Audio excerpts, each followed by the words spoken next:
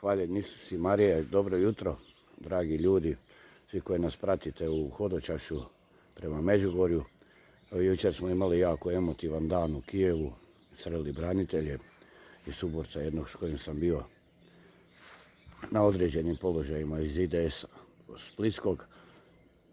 Danas nakanjujemo hodočasnički put prema Sinju. Molite za sve svećenike naše. Znači, molimo se za njih, jer svjedoci smo da dolazi do čišćenja u crkvi bolnog. Prikazujemo ih danas u svojim molitvama, kao i sve nakane koje nam šaljete i njih Gospod dajemo u ruke. Neka Gospodinu predaje svakim danom sve više i više. Hvala vam svima što ste uz nas, što nas pratite.